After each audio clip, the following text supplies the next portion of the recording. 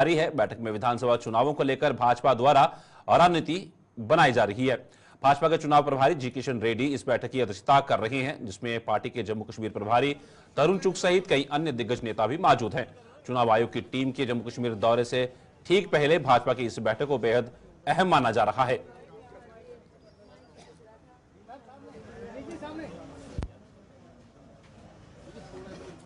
केंद्रीय राज्य मंत्री डॉक्टर जितेंद्र सिंह ने ड्रग्स और पशु तस्करों के साथ साथ खनन माफियाओं को भी कड़ी चेतावनी दी है।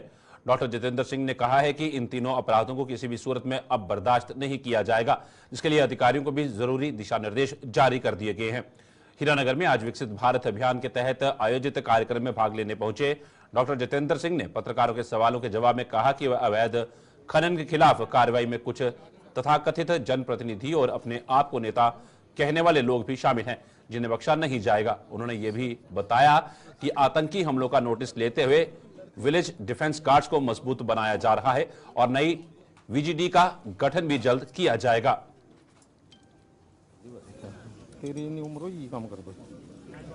और जहाँ तक नशे का संबंध है, जो नशे की तजारत में मुब्तला है वो ये ना समझे कि दूसरों के बच्चों को बिगाड़ करके वो मुनाफा कमा रहे हैं। ये ना भूलें कि उनके बच्चे भी उसी सोबत हैं, वो बीमारी उन तक भी पहुंच सकती है।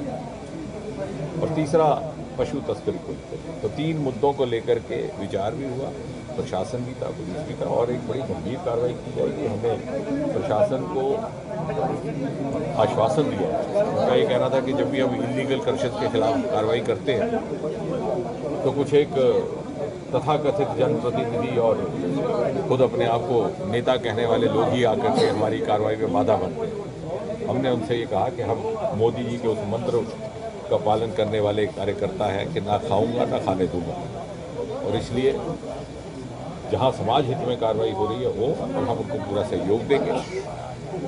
हमारी सारी टोली पिछले दिनों के आतंकी हमलों को लेकर के सरकार ने अनेकों कार्रवाइयाँ भी की हैं। उससे सबसे महत्वपूर्ण निर्णय रहा है कि वीडीजीज को फिर से रिवाइव किया गया, और उतना ही नहीं, उनके हथियारों का, उनके शस्त्रों का आधुनिकीकरण, सेल्फ लोडिंग राइफल्स इत्यादि, और वीडीजीज नई बनाने का भी ऑप्शन रहेगा, विकल्प रहेगा जहाँ जहाँ उसकी आवश्यकता रहे। कुछ सेना ने भी अपनी रणनीति में तब्दीली लाई है, जिसको सार्वजनिक तौर पर जिसकी व्याख्या नहीं होती। और ये जो कुरीतियाँ समाज की, जिनको लेकर के हमने ये अभियान शुरू किया है, चाहे वो ड्रग एडिक्शन है, ड्रग ट्रैफिकिंग है, चाहे वो इलीगल माइनिंग है, ये भी कहीं ना कहीं आतंक के साथ जुड़ करके आतंक को बढ़ावा देने का काम करते हैं, क्योंकि जो पाप की कमाई है वो पाप के कामों में लग जाती है। भाजपा के जम्मू कश्मीर प्रभारी तरुण चुग ने जम्मू में आज विपक्षी दलों द्वारा एक मंच के नीचे किए गए प्रदर्शन पर तंज कसा है। चुग ने कहा कि जिन दलों ने जम्मू कश्मीर की जनता को संविधान से वंचित रखा, वो दल आज संविधान और स्टेटहुड का राग अलाप रहे हैं। ये दल अपनी गिरी हुई साख को बचाने के लिए लोगों में भ्रम पैदा कर रहे हैं। वहीं चुग ने यह भी कहा कि लोकसभा चुनावों में भी मुंह की खाने वाले दलों का कोई भी मंसूबा जम्मू कश्मीर की जनता कामयाब नहीं होने देगी। लागू कर रहे और 70 साल तक, 7 दशक तक जम्मू कश्मीर को डॉक्टर भीमराव अंबेडकर जी के संविधान से वंचित करके रखा था। वो लोग आज संविधान की और स्टेटहुड की बात कर रहे हैं। जो लोग लगातार बायकॉट की राजनीति से सत्ता में आए थे, आज भारी पोलिंग से घबराकर हताशा, निराशा में भ्रम पैदा करने का काम कर रहे हैं। क्योंकि खुद देश के प्रधानमंत्री ने कहा है कि स्टेटहुड मिलेगा, दिया जाएगा, चुनाव के बाद स्टेटहुड मिलेगा। जब प्रधानमंत्री ने कह दिया तो ये प्रदर्शन केवल व केवल अपनी गिरती हुई साख, जनता की द्वारा नकारे जाने की, उपजी हुई जनता के अंदर, जो जनता के मन में उनके प्रति जो घृणा उपजी है, उसके कारण ये ढकोंसला किया जा रहा है। जबकि सच ये है, पहले ये प्रदर्शन कर रहे थे चुनाव नहीं होगा, चुनाव नहीं होगा, अब चुनाव हो रहा है, तो उससे ध्यान बटाने के लिए स्टेटहुड का कार्ड खेला जा रहा है। जो लोग ताजे ताजे हार कर आए हैं, जिनको जम्मू कश्मीर की जनता ने गांधी नेहरू परिवार के किसी प्रतिनिधि का खाता नहीं खुलने दिया। 2024 के चुनाव ने क्लियर किया है कि 3 परिवार अब जम्मू कश्मीर में नहीं चलेंगे। अब्दुल्ला परिवार के युवराज पूर्व मुख्यमंत्री को चुनाव हराया जम्मू कश्मीर की जनता ने। मुफ्ती परिवार की युवरानी और पूर्व मुख्यमंत्री महबूबा जी को चुनाव हराया जम्मू कश्मीर की जनता ने। और गांधी नेहरू परिवार के तो पार्टी का खाता भी नहीं खुलने दिया।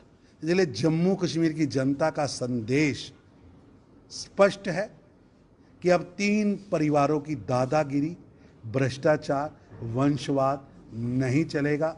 लड़ाने की कोशिश, भ्रम पैदा करने की कोशिश नहीं चलेगी। जम्मू कश्मीर अब ना चाइना का गाना गाएगा, ना पाकिस्तान के तराने पे जाएगा। ये नेता जो चाइना और पाकिस्तान की बात करते हैं, जनता अब इनके जान से।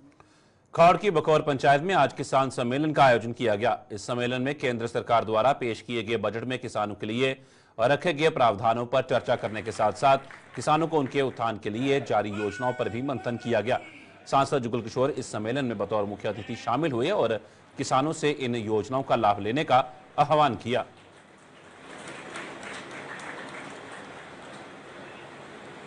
क्यों ना कि इस बारी भी जो बजट पेश होया वो किसानी की बेहतरी वास्ते बहुत बड़ा जोड़ा है योगदान जो केंद्र सरकार ने दिता है। और वैसे भी नरेंद्र मोदी जो देश के प्रधानमंत्री ने किसानी की बेहतरी वास्ते एक नहीं कई किस्म दी योजना और स्कीमां चला करते हैं। उससे लिए अज इतने है किसानी की तरफा एक किसान सम्मेलन रखा गया था। क्या गल ही सारे दी कि भाई किसानी की बेहतरी वास्ते नरेंद्र मोदी जी ने जोड़ा कामकाज किया है वो बड़ा अच्छा लगा। लोगों की ये जारी रहना चाहिए। तो बतौर सांसद जोड़ा आवाज़ लोगों की असें बुलंद की है संसद में, जोड़ा लोगों का समस्या परेशानियां जोड़ियां हैं उन्हें दूर करने वो भी असें एक संकल्प लिया है कि भाई जोड़े काम होइए वो मुबारक। भारतीय जनता पार्टी ने जम्मू कश्मीर में होने वाली विधानसभा चुनावों में किसी भी पार्टी के साथ गठबंधन से साफ इनकार किया है।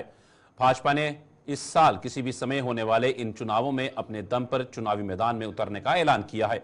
कटरा में आज एक प्रेस कॉन्फ्रेंस के दौरान भाजपा के प्रमुख प्रवक्ता एडवोकेट सुनील सेठी ने बताया कि भाजपा सभी सीटों पर उम्मीदवार उतारकर चुनाव लड़ने जा रही है।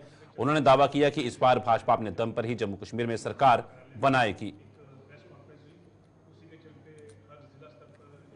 जहां तक असेंबली इलेक्शन की बात है, भारतीय जनता पार्टी सभी असेंबली सीटों के ऊपर खुद इलेक्शन करेगी। जो पार्लियामेंट्री इलेक्शन हुए थे उसमें हमने असेंबली कॉन्स्टिट्यूएंसी का अगर आप हिसाब करें तो हमने 36 असेंबली कॉन्स्टिट्यूएंसी के ऊपर ही सिर्फ कंटेस्ट किया था और उन 36 में से 29 पे हमारी लीड थी। लेकिन असेंबली इलेक्शन में भारतीय जनता पार्टी 90 की 90 सीटों के ऊपर जो है वो इलेक्शन लड़ेगी और अपने दम पे लड़ेगी। हमको जहाँ पे उम्मीद है कि जम्मू में 43 में से हम तकरीबन जो है वो 35 के करीब सीटें जो है वो जीत सकते हैं।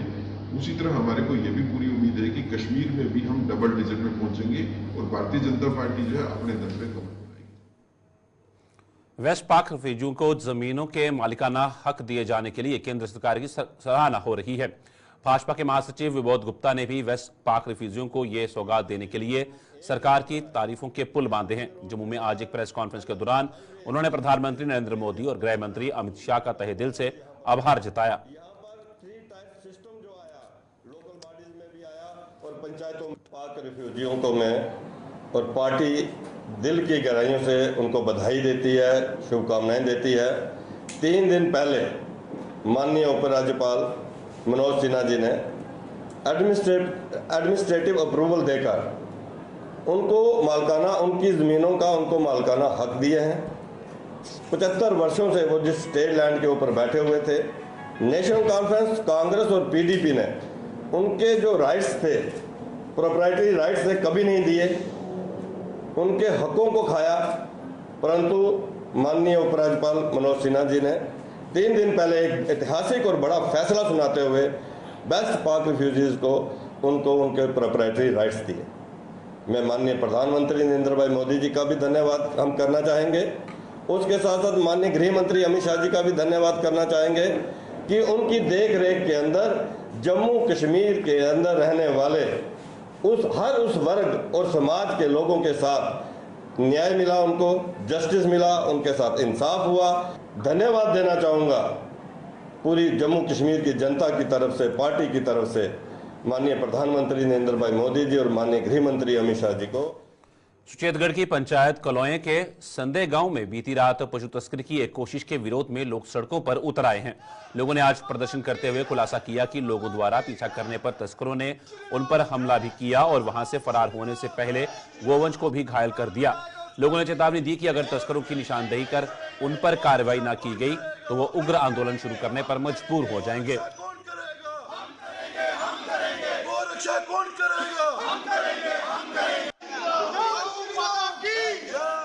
उधर जाके उन्होंने वो अपनी लोड कैरियर गाड़ी रोकी और इनकी गाड़ी जब पास में पहुंची और पत्थर लेके पड़ गए और 14-15 बंदे थे। और इन्होंने क्या किया, इन्होंने बोला कि गाड़ी भी नहीं पीछे अभी घुमा सकते, और इन्होंने क्या किया, गाड़ी छोड़ी, अपनी खेत से भागते हुए अपनी दोनों भाइयों ने अपनी जान बचाई। और ये कोई पहला चांस नहीं है, 2-3 महीने के अंदर काफी हमारे इधर से एक यहाँ पर छोटा था रंग पर, वो भी ले गए। एक घोड़ा था कोई सनाई में, उसको भी ले गए। जी हम कहाँ तक बर्दाश्त करेंगे। एक भैंस ले गए और यहाँ का एक लड़का इन्होंने जिनकी गायें जो ले गए हैं, उन्होंने उसको आइडेंटिफाई किया और उसको पहचान लिया है। मौजूदा समय में जारी स्वच्छता पखवाड़े के तहत जम्मू के जीएमसी परिसर में आज पौधारोपण किया गया। इस परिसर में आज कोविड काल में जान गंवाने वाले एक डॉक्टर व 3 नर्सों के नाम पर पौधारोपण किया गया। जीएमसी के प्रिंसिपल डॉक्टर आशुतोष गुप्ता और सुपरिटेंडेंट डॉक्टर नरेंद्र सिंह भी इस मौके पर मौजूद थे। हमारे जो कोविड वॉरियर्स, कोविड के टाइम पे शहादत देने वाले 3 नर्सिस और एक डॉक्टर साहब के नाम पे हमने आज हमारे बलिदान स्थल, जो हमने एक पार्क डेडिकेट किया हुआ उनके नाम पे, वहाँ पर ये प्रोग्राम जो है पूरे 15 दिन चलेगा।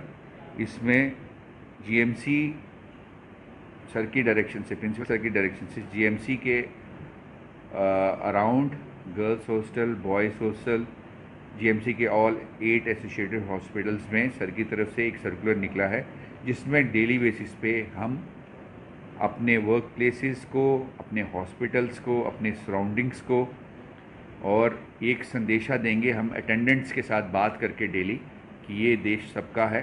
इसको रामगढ़ में कारगिल शहीद गुरदीप सिंह सोनी के स्मारक स्थल पर उनकी याद में आज एक पेड़ लगाया गया। स्वच्छता पखवाड़े के तहत एक पेड़ शहीदों के नाम लगाया जा रहा है, जिसके चलते नगरपालिका के अधिकारियों ने वहां एक पेड़ लगाकर शहीद को भावभीनी श्रद्धांजलि दी।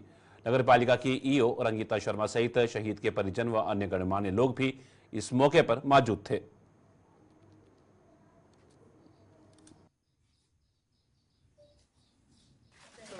ये जैसे आपको पता है कि स्वच्छता पखवाड़ा मनाया जा रहा है, ये 1 अगस्त से लेकर 15 अगस्त तक चलेगा। इसमें बहुत सारी एक्टिविटीज़ है हमारी सैनिटेशन के रिलेटेड, जिसमें लोगों को अवेयर करना है सफाई के अकॉर्डिंग। तो उसमें एक एक्टिविटी ये भी थी कि एक पेड़ शहीदों के नाम, उसमें हमने आज रामगढ़ में यहाँ के शहीद जवान हैं जो गुरदीप सिंह सोनी, जो करगिल वार में शहीद हुए थे, उनके नाम पे आज हमने उनकी फैमिली के साथ, उनके फादर हैं, उनकी मदर हैं साथ, तो उनके साथ मिलके हमने उनके नाम पे एक पेड़ लगाया है। तो उनको अपने दिल से मैं श्रद्धांजलि अर्पित करती हूँ। समाज में के लिए ये मैसेज है कि अपने आसपास सफाई रखें। म्यूनसिपैलिटी की गाड़ी आती हैं, उसमें अपना कूड़ा करकट वगैरह डालें, ये बाहर मत फेंकें, नालियों में फेंक देते हैं। जितना अपने आप को साफ रखोगे, अगर अपने घर को साफ रखते हो तो अपना आसपास भी साफ रखो। Thank you. डाइट पुंछ द्वारा जिला स्तरीय विज्ञान प्रदर्शनी का आयोजन किया गया। इस प्रदर्शनी में जिले के सरकारी स्कूलों के 500 से अधिक स्टूडेंट्स ने विज्ञान से संबंधित मॉडल प्रदर्शित कर अपनी प्रतिभा का परिचय दिया। प्रदर्शनी का उद्घाटन डीसी यासीन मोहम्मद चौधरी ने करते हुए स्टूडेंट्स से उनके विज्ञान मॉडलों की जानकारी हासिल की।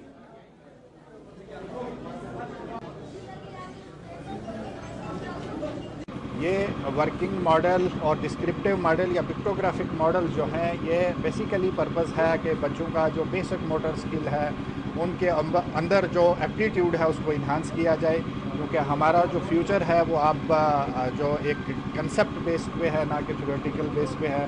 जो बच्चे हमारे हायर क्लासेस में हैं, हायर सेकेंडरी में हैं या 9th 10th में हैं, तो वहाँ पे वैसे साइंटिफिक मॉडल्स जो हैं हमने यहाँ पे डिस्प्ले उन्होंने खुद बनाए और उन्होंने यहाँ किए हैं, और इससे हमारा जो बच्चों का initial exposure towards practical knowledge है वो इन्हांस होता है, और इसकी एक छोटी सी कोशिश यहाँ की गई।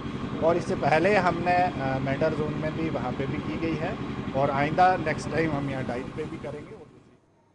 Jammu chamber of commerce and industries ने नई बस्ती के दुकानदारों को कहीं और शिफ्ट करने के फैसले की सराहना की है। एक्सप्रेसवे के निर्माण के अधीन आने वाली दुकानों को गिराकर प्रभावित होने वाले दुकानदारों को जम्मू में किसी दूसरी जगह दुकानें देने के फैसले के लिए चैम्बर ने उपराज्यपाल प्रशासन का आभार जताया है। चैम्बर के प्रधान अरुण गुप्ता ने आज एक प्रेस कॉन्फ्रेंस के दौरान बताया कि प्रशासन के इस फैसले से प्रभावित दुकानदारों को बेहद राहत मिली है, जिसके लिए चैम्बर उपराज्यपाल का आभारी है। जम्मू के लोग जो हैं इस सारी चीज़ों को लेकर के एलजी साहब से देखिए, मैं एलजी साहब का एक बार और शुक्रिया अदा करना चाहता हूं कि जिस तरह से फ्लाईओवर बनने के बाद 39 दुकान जो हैं यहाँ नई बस्ती के अंदर जिस तरह से आ रही थी, और क्योंकि रिहेबिलिटेशन पॉलिसी नहीं है, ऐसे हालात बनते हैं जब समय को देखते हुए हमें रिहेबिलिटेशन पॉलिसी जो है, जो पॉलिसी तो नहीं बनाते लेकिन उनको लोगों को रिहेबिलिटेट करना पड़ता है। तो मैं समझता हूं कि एक बहुत बड़ा काम जो है एलजी साहब ने किया है। 39 शॉप्स जो हैं उनके लिए उन्होंने एक उनको अलो किया है कि उनके लिए नई जगह पर उनको बसाया जाएगा। एक बहुत बड़ा मैं समझता हूं कि एक रिलीफ है, और जम्मू के लोग जो हैं इस सारी चीज़ों को लेकर के एलजी साहब से बहुत शुक्रिया। बिश्नाह रिंग रोड पर बस व ट्रक की जोरदार भिड़ंत हो जाने से बस में सवार 4 लोग घायल हो गए। घायलों को 108 एम्बुलेंस सेवा के माध्यम से बिश्नाह के उपजिला अस्पताल में भर्ती करवाया गया। घायलों की पहचान पंकज कुमार, परवीन लाल, अक्षत कुमार और युद्धवीर सिंह के रूप में की गई है, और ये सभी हरियाणा के रहने वाले हैं। बिश्नाह अस्पताल से प्राथमिक उपचार के बाद इन सभी को जम्मू के जीएमसी अस्पताल रेफर कर दिया गया। वहीं पुलिस ने मौके पर पहुंचकर मामला दर्ज कर लिया है और आगे की कार्रवाई शुरू कर दी है। एकदम वो फुटपाथ के साथ चल रहा था वो ट्रक, हमारी इधर कनेक्टर साइड बस चल रही थी जी, उसने एकदम कट लगा दिया। उसने ना उसके पास कोई कनेक्टर था, ना कुछ नहीं, ना कोई इंडिकेटर दिया, और एकदम अपने हमारी साइड मोड़ दिया। उसने मोड़ते हमने ब्रेक लगाते लगाते कम से कम एक किला तक गाड़ी घिसटती गई, जाके चेक कर लो जी, और एकदम कट मारते ही ब्रेक लगते लगते उस गाड़ी के अंदर लग गई जी गाड़ी। उसमें ड्राइवर के पैर कम से कम 1 घंटे बाद पैर निकाला उसको बड़ी मुश्किल से, और उसका पैर भी टूट गया। हम दिल्ली से कटरा जा रहे थे जी, पानीपत डिपो की गाड़ी हरियाणा रोडवेज जी। ड्राइवर का नाम पंकज है जी, कनेक्टर परवीन है जी। गाड़ी में एक लेडीज थी जी, और उसका एक बेटा था, और 3 टोटल ये 5 सवारी थी, और 2 हम थे, 7 बंदे थे टोटल जी। आम आदमी पार्टी की जम्मू कश्मीर इकाई ने बिजली की अघोषित कटौती पर प्रशासन और बिजली विभाग को आड़े हाथों लिया है। आम आदमी पार्टी ने आरोप लगाया है कि घटिया क्वालिटी के मीटरों व तारों का खामियाजा आम लोगों को भुगतना पड़ रहा है। बिजली न मिलने के बावजूद लोगों से बिजली का भारी भरकम किराया वसूला जा रहा है। पार्टी नेता ओपी खजूरिया ने इस मामले में और क्या कुछ कहा, आइए आपको बताते हैं। तो लिहाजा सभी जगह के ऊपर एक तो बिजली के बिल आ रहे हैं पर बिजली नहीं है। प्रॉब्लम यहाँ है कि ये जो सब स्टैंडर्ड मीटर लगाए गए हैं, ये जो सब स्टैंडर्ड केबल लगाई गई है, और उसके बाद जो जंपर इनके उड़ रहे हैं, इनके पास स्टाफ नहीं है, स्टाफ की डेफिशिएंसी है, और लोगों के घरों में बिजली का बिल पहुंच रहे हैं। मतलब कि आप बिजली देंगे नहीं पर बिजली का बिल जरूर लेंगे। और ये मेरा ये मानना है कि ये सिर्फ और सिर्फ बिजली के बढ़ते हुए बिल नहीं, ये लोगों के घरों के अंदर से बिजली की चोरी हो रही है। तो लिहाजा इस स्टेट एडमिनिस्ट्रेशन से, जम्मू यूटी एडमिनिस्ट्रेशन से ये गुहार लगाते हैं कि इस गर्मी के इस इतनी तेज़ गर्मी में कम से कम लोगों को बिजली दे के लोगों को राहत पहुँचाएँ। और दूसरा, ये जो अनशेड्यूल कट के साथ साथ जो बिजली के बिल, जो एक गरीब के घर में जो 10,000 रुपये तनख्वाह ले रहा है, ठीक है, उसके घर में 5,000, 7,000, 10,000 रुपया बिल भेज दिया गया। ये किस तरीके की चोरी बिजली की ये विभाग कर रहा है। लिहाजा ये इल्ज़ाम लगा रहे थे कि लोग बिजली चोरी कर रहे हैं। हमारा ये मानना, मेरा ये मानना है, लोग नहीं, बिजली विभाग लोगों के घरों से बिजली। जम्मू व इसके आसपास के इलाकों में बिजली की अघोषित कटौती से लोग परेशान हैं और तो और उन लोगों में इलाकों में भी बिजली अक्सर गुल रहती है जहां स्मार्ट मीटर लग चुके हैं। वार्ड नंबर 32 संतरा मोड़ के लोगों ने सड़कों पर उतरकर बिजली की अघोषित कटौती के खिलाफ प्रदर्शन किया। वहीं कासिम नगर के निवासी भी बिजली विभाग से खुश नजर नहीं आ रहे हैं। बच्चे छोटे छोटे, देखिए आप कैमरा लगाइए, छोटे छोटे बच्चे, कोई बीमार है, कोई बुजुर्ग बीमार है, कोई हार्ट का पेशेंट है, खंबे इनके, मीटर इनके, बिल इनके। भाई साहब, अंधेर नगरी मचाई हुई है आप लोगों ने। क्या आप किसी दुकान पे कोई चीज भी लेने के लिए जाते हो तो उसको चेकअप किया जाता है? मीटर इन्होंने खंभों पे इतनी इतनी ऊंचे लगा दिए। मेरा पिछले महीने 2600 का बिल आया था, उससे पिछले महीने 1950 का था, इस महीने मेरा 3150 रुपये आया। भाई वही फ्रिज, वही एसी, वही पंखा, वही वॉशिंग मशीन, ऐसी कौन सी मोटर आ गई बीच में क्या इतना बिल बढ़ गया? गरीब आदमी कहां से करेगा? जो दिहाड़ी लगाता है, 300 रुपया कमाता है, वो 5-5 हजार रुपया बिल कहां से देगा? और बिल तो देते हैं लोग। हमारे इस एरिया में ऐसा कोई घर नहीं होगा जिसका बिल पेंडिंग होगा, तो फिर भी हम हरासमेंट हो रहे हैं। इतनी लाइट का कट सुबह 1 बजे से लेकर रात को आती है, 5 मिनट आती है। जब भी कोई पंखा लगाते हैं उसी बात तुरंत बाद फिर हम पावर हाउस में जाते हैं, कहते हैं आपका लोड बहुत है। भाई हम अगर लोड उठा डाल रहे हैं तो आपका काम है, हम पैसे दे रहे हैं भाई, हमें दो ना।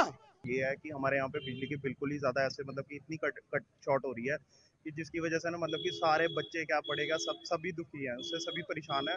मतलब कि आप ये सोच सकते हैं कि अभी थोड़े दिनों में हम लोग देश की आज़ादी मनाने वाले हैं, और आज़ादी को हम बोलते हैं कि हम 80 साल, अभी आप देख लो कि 2 साल में 80 साल हो जाएंगे हमारे देश को आज़ाद हुए, बट अभी भी बेसिक मांगे पूरी नहीं हो रही कि जैसे बिजली और ये पानी और सड़क, ये बेसिक चीज़ तो पूरी नहीं हो रही। मतलब कि हम इससे ऊपर कब बढ़ेंगे?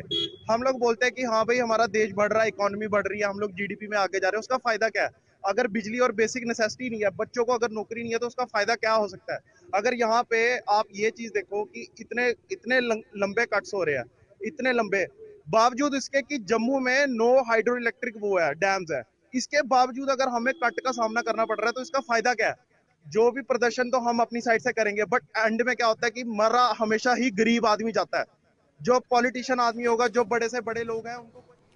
गुलिस्तान पर खबरों का सिलसिला यूं ही चलता रहेगा। फिलहाल फाइनल कट में इतना ही, दीजिए इजाजत, नमस्कार।